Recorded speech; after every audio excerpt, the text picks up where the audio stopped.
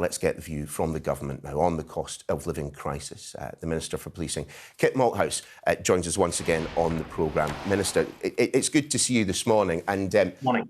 The reason I say so, whenever we have chatted in the past, you, compared to some of your colleagues, have always been prepared to be quite candid about what is going on. And at a moment like this, I think the public deserves a little bit of candour.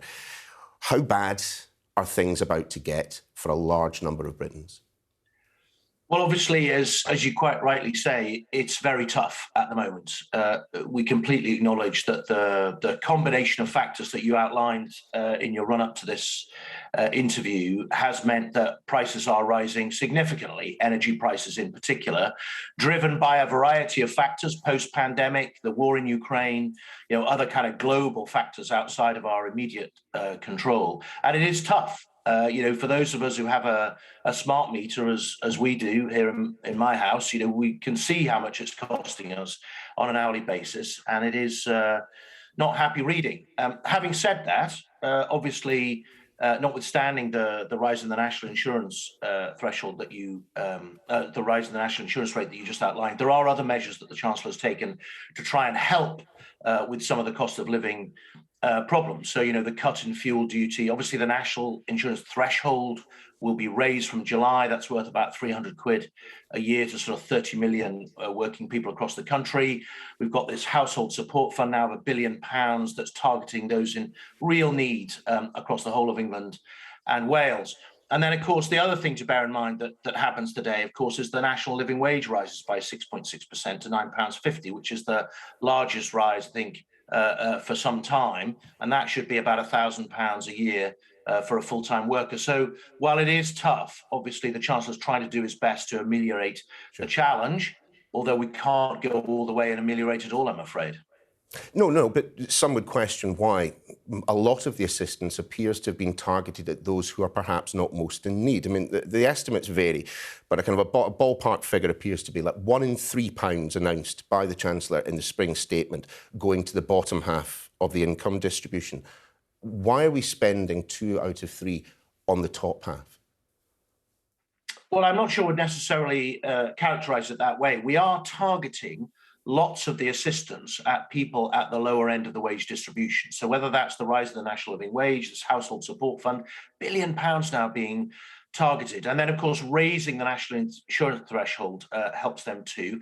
And don't forget the change in the universal credit taper for those who are in receipt of universal credit, but also working. That's worth about £1,000 a year. So when you take it in the round, I think you'll find it is skewed towards the bottom end, albeit we want to try and help as many people as possible within the financial constraints that we've got. It's worth remembering as well, of course, that one of the biggest helps is to be in work, and obviously levels of employment are at an all-time high at the moment. You're talking about payroll, presumably. You're not talking about numbers in work, because if we're comparing numbers and numbers... this is a mistake that the government has repeatedly made, for whatever purpose. But actually, if we're talking about the numbers of people in work at the moment, we're talking several 100,000 fewer than there were at the start of the pandemic. So let's just park that for a second. What specifically, though, are we doing for those people who are not earning a wage, or those people who are on such low incomes that they are still in receipt of universal credit? We have seen a small percentage point rise in universal credit, but one which will, I'm sure you will agree, be utterly dwarfed by the inflation which we will experience this year. Well, obviously, the key targeting mechanism is this household support fund. We had it at £500 million, was very successful, local authorities targeting that money at those most in need at the lower end of the economic scale. We've doubled that now to £1 billion. And obviously, hopefully, we have got a high number of vacancies in the economy. Hopefully, they can work with their Department of Work and Pensions work coaches to get into work and benefit from that change in the taper. We want to see everybody... What if they don't? What if they can't find a job? Work, and that's what we're trying to do. What if they can't find a job? I mean, on the one hand, we're saying, we're seeing almost record employment. You also said just a moment ago there are lots of job vacancies out there. So I'm slightly confused. But for those people who do not have a job right now, or, for example, a single mother working 20 hours a week in receipt of universal credit, she will be poorer off as a result of the changes made by the Chancellor. Well, as I say, if she's struggling, then there's the household support fund that she can look to. Obviously, which is finite. It is finite, but it's very targeted. You know, it's £1 billion that's being targeted. And as we move into the rest of the year, obviously the Chancellor is going to monitor the situation very closely and think about what more we may be able to do to help. And he's signalled that in the past. Look, Neil, you are quite right. We are facing a very difficult global situation here, driven by external factors outside the country. At the same time, we're facing a very challenging financial situation internally, having spent billions and billions of pounds getting ourselves through the pandemic in good shape. What we're trying to do is balance that situation, help as many people as we can with what we acknowledge is a very tough situation at the moment, and then hope that over time things will improve from an inflation and a fuel price point of view, and we can get back onto the path to prosperity. When the Chancellor describes the policy initiatives that he's brought forward as progressive, what does he mean by that? I just want to focus for a second on the council tax rebate.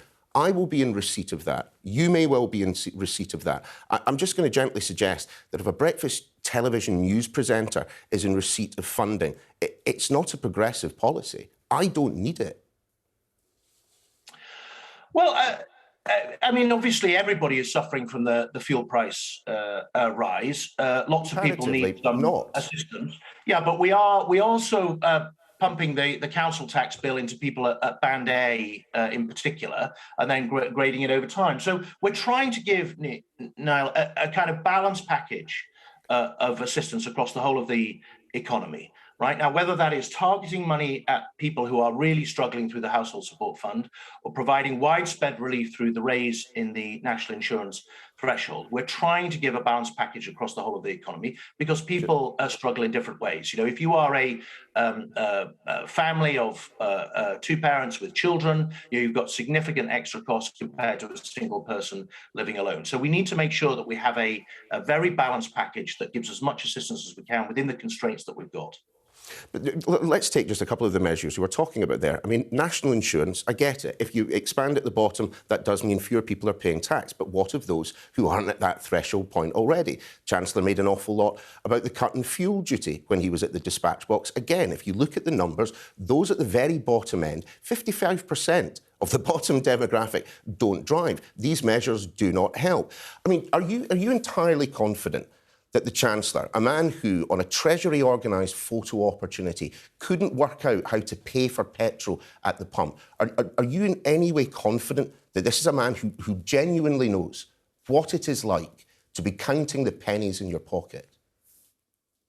I am, yes, and I think that's unfair on him. You've got to remember the great advantage of our system is that all of us as MPs are anchored in our constituencies, right? And we sit down, as I will be later today, in a constituency surgery, and we deal with our constituents on a daily basis with the very huge variety of issues and problems that we had. So notwithstanding our own particular situation financially, obviously we have heavy exposure to how everybody across the whole of the Of course, but I'm talking about his individual ability to empathise with people at the bottom end of society. I mean, this is a Chancellor that thought there was a debate about whether or not to give poor kids food during the summer holidays. Well, as I say, I think that's unfair. The Chancellor is trying to do a very difficult thing, which is to balance the requirements of the British people for assistance at a time of need against the long-term financial health of the whole country. Right, we've just come through a pandemic where we had to spend 400 billion plus to keep the economy on track. That work that he did has kept hundreds of thousands, if not millions of people in work and kept them going through one of the most difficult things we've faced in this country since the Second World War. That was a massively challenging job, and he pulled it off with enormous skill and dexterity. Of course, he's in touch with the problems of the British people, and that's why we brought in the measures that we've had. But as he's said, just I think yesterday, right, the constraints of the national economy mean that we can't solve every problem. We have to monitor the situation. Everyone understands that. Everyone understands that. I'm sorry, Minister. Efficiently, financially as we can, to help as many people as we can. OK, then, well, why on earth, then, are we starting today to charge people for lateral flow tests? We've both conceded a moment ago that genuinely people are literally counting the pennies in their pockets. If it is a toss-up between spending £2 on food for your kids or £2 on a lateral flow test, we both know which way people's priorities will go. Why are we making people right now choose between putting food in their kids' belly and working out whether or not they've got COVID? Well, that's because obviously we're moving to a situation, as the Prime Minister has outlined, where we have to now live with COVID and deal with it. Hospital admissions are running as high as they've been this year, Minister. Yeah, no, I understand that. I just had it myself a couple of weeks ago, as has the rest of my family. So we've had impact at home too. Look, we're moving towards living with COVID. The lateral flow test was cost an absolute fortune every month. We believe now that we can sort of get on with normalising society, notwithstanding the rise in infections that we've seen. I'm not asking you to pay for everyone. I'm not asking you to pay for my lateral flow test. I'm lucky enough to work for a company that provides them. I'm asking you to perhaps provide them, I don't know, to people on universal credit. Well, as I say, the decision has been made at the Department of Health that the cost of it didn't justify the effect ongoing, that we're learning to live with COVID. Obviously, we're now rolling out, as you know, the fourth booster to those people most vulnerable.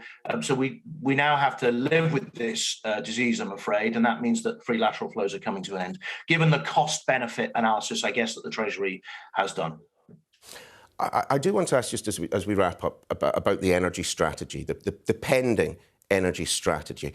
When will that be published? Look, I understand that everyone in government has an absolute ton on their plate at the moment, but the simple truth of the matter is you were wrestling with the energy strategy back when Boris Johnson became Prime Minister, when Greg Clark was the Business and Energy Secretary. There was a debate ongoing then about nuclear power and how to fund it. When are we going to get the detail on this? Well, as I understand it, there's obviously intensive conversations going on, particularly accelerated in the light of the Ukraine exacerbation, if you like, of the global energy situation. And I think that strategy will be appearing, I gather, shortly. It's obviously a big and extensive document that needs consideration, and there's some big financial strategic decisions that need to be made. So I'm not surprised that it's taking just a little bit more time than was anticipated. Hopefully it'll be next week, but let's see. Is this, as has been pretty widely reported, because the Prime Minister and the Chancellor, as on so many issues at the moment, cannot come to agreement on nuclear power? Well, I'm not close to the conversation, to be honest with you, but I don't know. But given the scale of the strategic decisions that are being made, I hope the British people would want their politicians to be really chewing on this issue very extensively and seriously, and having intensive discussions about what the right track is for the future. I think it's now accepted that governments of previous generations possibly made an error in not investing in nuclear, but these are huge investments required for the future of our power and fuel security. And so it's right that we take time to just get the decisions correct. Kit Malthouse, great to have you on the programme this morning. Really appreciate your time. Thanks.